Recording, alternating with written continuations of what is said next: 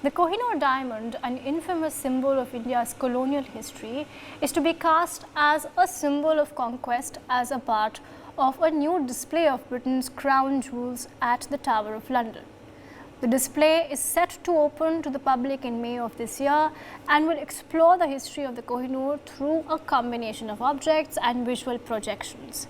The infamous diamond, which is set within the crown of the mother of the late Queen Elizabeth II, remains within the tower after Camilla, in a diplomatic move, chose not to use this traditional crown for her coronation with King Charles II on May 6th. As the Kohinoor is relocated to the Tower of London, the reality is that the Kohinoor is not a crown jewel of the Great Britain as the Royal Palace may want to project it. The reality also is that the origins of the Kohinoor trace back to India, and the diamond is indeed a product of the Indian subcontinent. So the only question now is, when will the Kohinoor be returned, and if not returned, is it time the Royal Palace and the UK face boycott? We discuss. Joining us on the broadcast, Ambassador Baswati Mukherjee, former diplomat, Arvind Singh Thajawat, international affairs expert, is also with us on the broadcast. Nikhil Chandwani, founder NYK Daily, is with us on the broadcast, and so is Ravi Bhatt, historian. Ambassador Mukherjee, if I could begin with you, ma'am. This nomenclature change, branding it as something else, Camilla saying she will now not use it, does any of this hold of any consequence for India when the truth is that it is indeed stolen from India and must be returned? But absolutely, Gauri, the Kohinoor actually is a symbol of imperial conquest, the enslavement and colonization of India at the hands of the British, and the fact that the British are holding on and in fact exhibiting their loot, colonial loot, is absolutely shocking. The point here is that we have demanded for the return of so many items which have been looted. This includes the Maharaja Ranjit Singh's Kalgi. It includes the Kohinoor. It includes several other things. And I remember that when I was ambassador to UNESCO and we had a virtual meeting with some of the directors of the more important museums, including the British Museum, the director of the British Museum said that the ex-colonies should be grateful that their masterpieces are in safe custody in Britain, because they are of the view that these masterpieces are not safe if they go back to their place of origin where they belong, which shows that the colonial mindset which brought the British to India in the first place with the Battle of Plassey in 1757 has not changed much. In other words, they think that an independent resurgent India, president of the G20, with a GDP much higher than the United Kingdom, which is surging forward, is not responsible enough to look after its own items, its own treasures. As far as the Kohinoor is concerned, first of all, it was shocking that it was cut in the manner that it was cut to fit it into the crown. In fact, it was the largest uncut diamond, and when it was stolen from Maharaja Ranjit Singh, who was a minor at that time, apparently the British monarchy and the Brits did not even understand the value of this diamond, and that is why it was cut the way it was in some London jeweler's shop. If it had been done in India, it would never have been done in this manner. Now you are asking, will the Kohinoor ever be returned, Gauri? Never. Because the British say that the laws and the treaties which involve return of stolen property to their places of origin does not apply before the date of that treaty. In other words, it does not apply retrospectively. Nevertheless, they are under great pressure, and more ex-colonies are returning some of these items. But somehow, I have a feeling that the Brits being what they are, India is never going to see any of this. We are going to be told, Gauri, you want to see it? We'll send you a virtual photo because it's much safer here in the Tower of London. But you want to see what you once had? See it virtually. No, it's absolutely baffling, ma'am, that I as an Indian have to stand in a line, buy a ticket to not even, they don't even let you stop, I believe. They just, you're on that travelator sort of thing and you just pass by the Kohinoor and that's all you get. It's absolutely baffling, and the irony of what you're saying. So Ravi Bhatt, the irony of what Ambassador Mukherjee is saying, that is this colony, you come to another land, you loot it, you plunder it, you take away its jewels, and then you say, oh, we can't give it back because it's not safe there.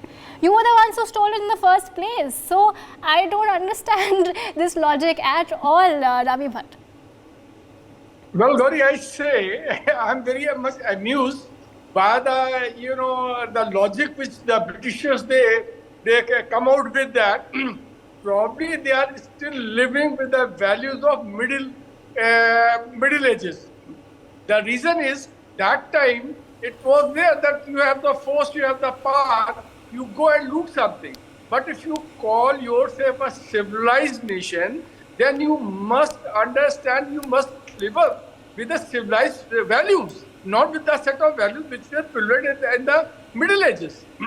Because after once you have done it, fine, your great-grandfathers have done, your forefathers have done it, but now at least since you are more culturally and ethically evolved person, so you must understand that your forefathers had looted in the name of, just conquering a place. So when they give the references of Lahore Treaty, what was the Lahore Treaty? Lahore Treaty was forced upon the Sikhs, because once in the Anglo-Sikh War, way back in 1849, when the Sikhs had lost it, so that treaty was forced them. That treaty was not between two equals. So they should know it. Any person with a common sense can understand it, that if something is forced on you, that is not a treaty, it's not a valid treaty. So when you have taken from Raja Ranjit Singh, then after the Dilip Singh you have taken, he was 5 years old. That time when Dilip Singh was just a 5-year-old, when this was taken from him under the pretext of a Lahore Treaty, and East India Company had taken it, and then they have taken it to England through the Bombay port. Number one. Number two, again I agree with the diplomat who was talking about it. Probably these set of jokers that time, they did not realize at that time when East India Company had taken it to the Britain, what is the value of this what is the value of this diamond? We understood it. We understood. We are keeping. They have consumed 450 hours. Just imagine it in cutting it, reducing it from the size of 186 carat to 105.6. The carat. Now this time they have consumed, and they call themselves to be civilized and aesthetically evolved people. Mr. Bhatt, they are not even aesthetically evolved. Right. They could have done it. But not cutting, not reducing to that level where the quantity is sacrificed. You can do 5%, 6%, 10% cutting can be done. So, but number one, and the long and short is, they should understand. They should stop if they at all want to call themselves civilized people. So they should not live with the values of Middle Ages. They should live with the values of the today's time. And as the today's time logic goes in the favor of India, they should return back to the India. No, Mr. Bhatt, one point of view is stop living in the Middle Ages, etc., etc. But Arvind Singh Tejawat, let's forget history for a minute. Look at the present, where the UK is today. In a political mess. It is no longer one of the fastest growing economies or the biggest economies in the world. We are much faster growing than them. We possibly will be able to beat them also, or we have beaten UK. In fact, as far as the economies of the world are concerned, it stands nowhere.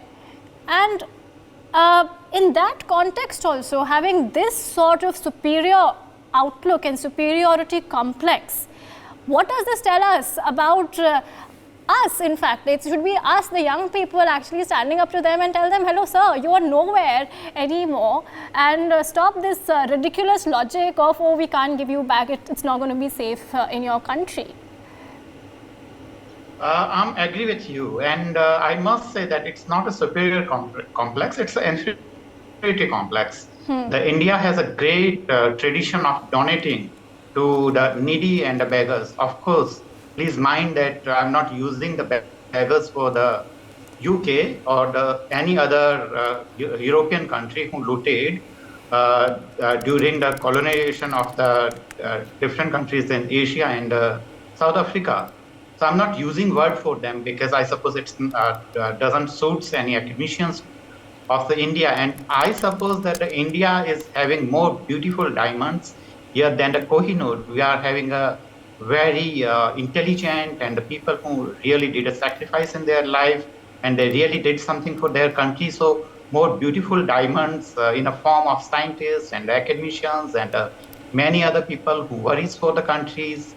So I suppose now we should not worry about the Kohinoor and let them keep by showing a symbol of means the looting society when during the colonization. So let them keep and show them that what exactly they did in their past.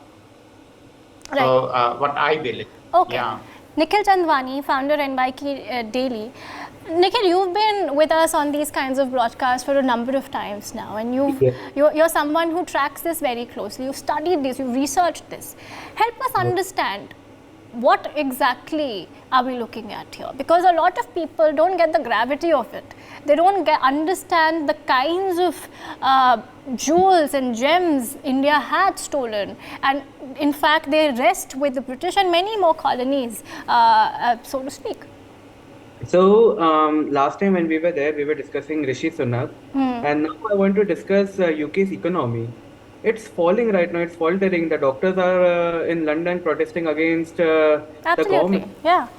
Yes, and the Conservatives, they had a golden chance. The entire India supported the Conservatives. The majority of India supported the Conservatives in UK. But right now, they are in charge. They are falling. They are collapsing.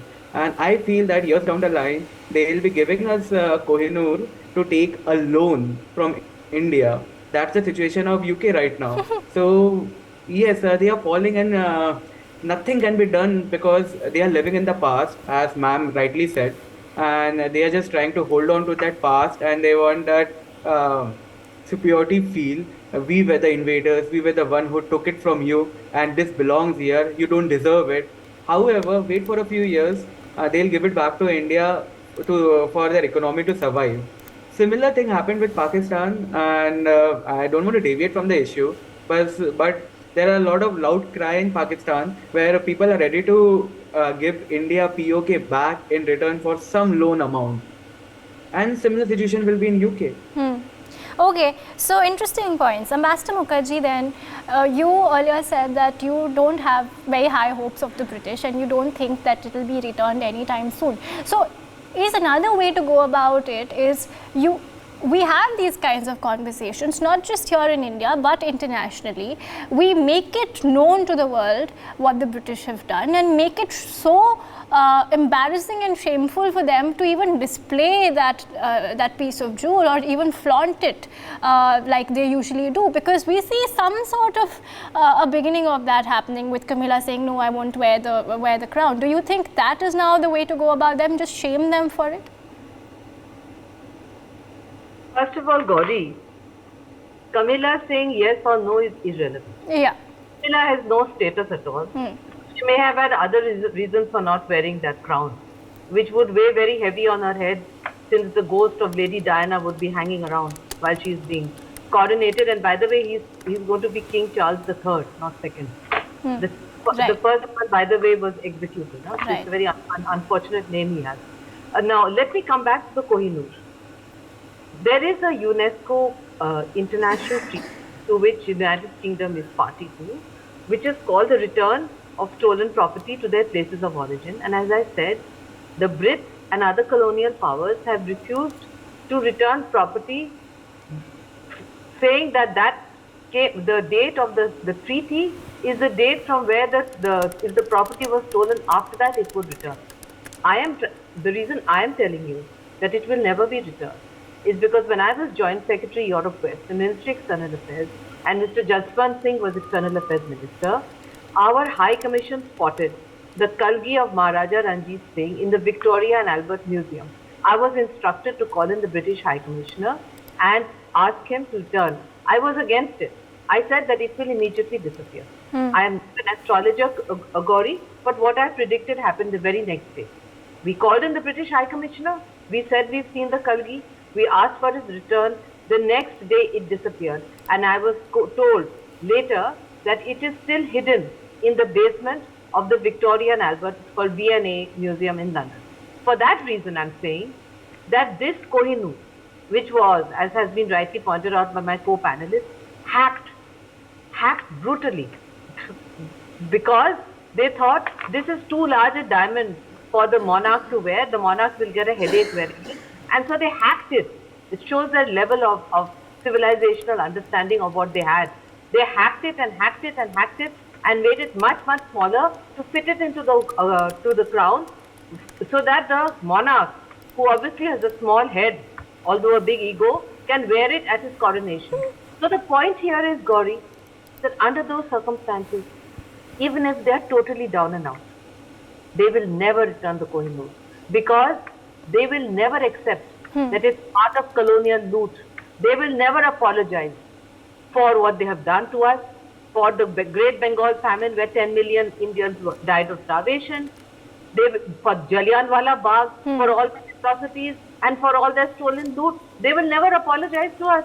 So why do we even imagine they will return the Kohinoor? But on our side, we should continue to shame them. Right. Ambassador Mukherjee, I would also like to ask you, because recently we've also seen a lot of these jewels and precious gems come back to India. As a diplomat, how difficult such operations are and to sort of implement and execute them? You just shared a very interesting anecdote. Is it very difficult to actually have these operations executed? It depends on the country. What has been returned to us has come from the Australians and Americans. These are not great colonial powers. The great colonial powers in the Middle Ages were the Europeans. And as far as India is concerned, it's United Kingdom. So to get such items returned from United States or Australia requires delicate negotiations. But there is no historical baggage between India and Australia colonially or United States. So it's much easier to negotiate. The moment you start negotiating with the Brits, first they will say, oh, but you know, we think the Kohinoor, is it Iranian? Is it Afghan? Is it Pakistani because India has been partitioned? Did Nadir Shah bring it to India? In other words, this is typical British doublespeak. The point is, according to international law, the Kohinoor was ours. It belonged to India. The treaty was unequal, as has been rightly pointed out. Every single treaty, from the Battle of Plassey right down to partition, was on unequal terms between a conquered nation and the United Kingdom. So, it was taken away from India, it was stolen. It's imperial loot, it was hacked, it was desecrated, it was reduced in size to fit it into the crown of the British monarch. And we should not even demean ourselves, Gauri, by discussing about Camilla. Absolutely. Okay. Personally speaking, I don't care whether she wears it or she does not wear it. Okay. It's nothing to us. What matters to us is we should continue to shame the Brits because they will never return it, but we will continue to shame them and put pressure on them in the hope that perhaps 100 years later, when they will be a completely developing country, right down to size, maybe then, as one of my co-panelists said, they might agree to give it back to us. We would have to pay them some money for it. I think we will be able to afford it by that time. We'll pay them some money and get our Kohinoor back because they will never give it for free either. Don't forget, Gauri, they are called the nation of shopkeepers, not for nothing. Right. So, Ravi Bhattji, then you heard Ambassador Mukherjee also speak about the monarchy. What is the solution then? Do we just boycott the coronation? We just don't talk about it. Is that a way of going forth it? How do we really shame the Brits for it? I tell you, on the lighter side, on the very lighter side, I like to tell them that we must suggest them that it is invariably the owner of the Kohinoor. They had been disgraced and ruined. Whether it was the Nadir Shah whether it was the Muhammad Shah Rangila, then it was the Nadir Shah, then Raja Ranjit Singh, and everyone, Raja Dilip Singh. So it has to be orderly and just see it. I believe that is probably the reason they are also going. They are ruining their economy. They are ruining their nation. Number it's on the lighter side, I am saying it. But on the other side, let me tell you one thing, that as being told by the diplomat, that technically even if it is not possible for us to get it, but at least we should keep on shaming them. We just keep on telling them that you did the wrong thing, and you do not know in that this fast changing world, international scene is how fast it's changing, and how far the powers they are centralized.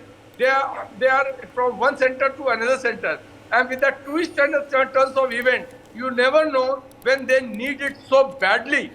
That too, I'm not talking in 1 century. I'm talking in few decades, maybe 5-10 years. They may be needing so badly that we should side with them. Right. Not exactly side with them. Then that we can negotiate it. Like as you see, the people are aligning with different countries. There are different groups in the international scene, and one country is aligning with one group, the other is aligning with the other group. Maybe we can hope that maybe in such kind of a situation, probably we can have a opportunity given by where we can negotiate and ask them to give it back. Nikhil, then how important is it that we keep talking about these things? You run a news platform yourself. How important is it that younger people actually are aware about what happened in the past? These stories continue to actually come forth, and they're not, happening in just one echo chamber where one group of people are only talking about it. It must be a part of our daily conversations, where, especially when the younger generation looks at these issues. Yes, so after 2014, we all saw a beautiful trend that started in India. We started remembering our own history. And when you saw this trend, you saw a lot of news platforms, including the platform that I run. We started writing history articles, which were complete opposite of what you saw in Britannicas and Wikipedias and other encyclopedias.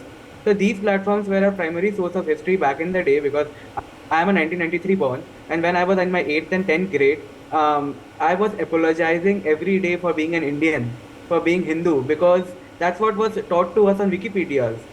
However, once we grew up, once we understood that this is not a real history, the citations that they had cited was something which never existed, which never happened in the past. So yes, after 2014, we saw this trend where people started writing real history. They started researching a lot. There are a lot of these researchers that have found who have been going to certain places, and they have been bringing in that real sparkling history from that particular land, and they are covering it. I'm from Nagpur, so there are a lot of history from Vidarbha as well, which is now coming out in the open, and people have started understanding the history first, and secondly, how to learn from history. History is a great teacher. It's an amazing teacher. And if Britishers have done something wrong to us, they are vulnerable right now. Economy is in shambles. Politically, they are screwed. They are royally screwed. Nobody wants to become the prime minister.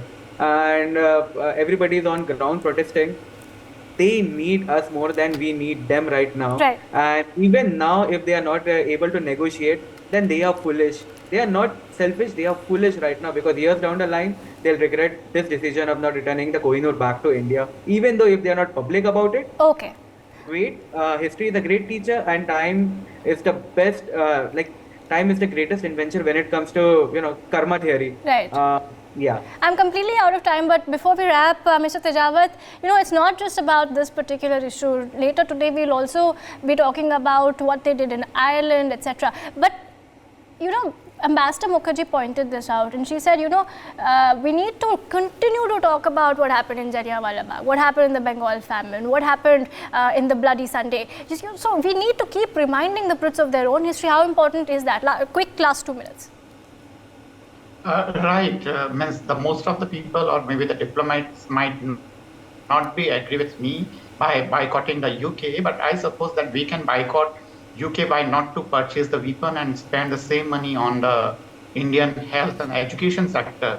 So it could be a beautiful way to boycott UK, because they are still continue to looting us.